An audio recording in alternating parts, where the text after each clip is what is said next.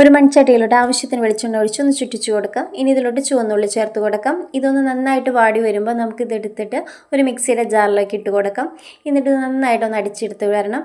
ഇനി നമുക്ക് ഇതേ ചട്ടിയിലോട്ട് കുറച്ച് വെളിച്ചെണ്ണ കൂടി ഒഴിച്ച് കടുക് പൊട്ടിക്കാം. കടുക് പൊട്ടി വരുമ്പോൾ നമുക്കിതിലോട്ട് ഉലുവ ഇട്ട് കൊടുക്കാം. ഉലുവ ഒന്ന് പൊട്ടി വരുമ്പോൾ നമുക്കിതിലോട്ട് ഇഞ്ചി വെളുത്തുള്ളി ചതച്ചത് ചേർത്ത് കൊടുക്കാം. പച്ചമുളക് ചേർത്ത് കൊടുക്കാം. കറിവേപ്പില ചേർത്ത് കൊടുക്കാം. നേരത്തെ അരച്ചു വെച്ച ഉള്ളിയുടെ പേസ്റ്റ് ചേർത്ത് കൊടുക്കാം. ഇത് നന്നായിട്ടൊന്ന് വാടി വരണം.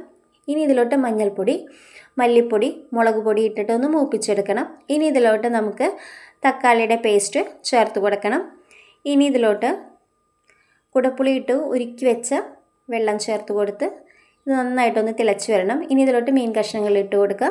മീനൊന്ന് വെന്ത് വരുമ്പോൾ നമുക്ക് തേങ്ങാപ്പാൽ ചേർത്ത് കൊടുക്കാം. തേങ്ങാപ്പാൽ ഇട്ടിട്ട് നന്നായിട്ട് തിളയ്ക്കണം. അതിനുശേഷം കുറച്ച് കറിവേപ്പിലയും പച്ച വെളിച്ചെണ്ണ ഒഴിച്ചു കൊടുത്താൽ നമ്മുടെ സൂപ്പർ ടേസ്റ്റി മീൻ കറി ഇവിടെ റെഡി ആയിട്ടുണ്ട്. എല്ലാവരും ഒന്ന് ട്രൈ ചെയ്ത് നോക്കണം കേട്ടോ.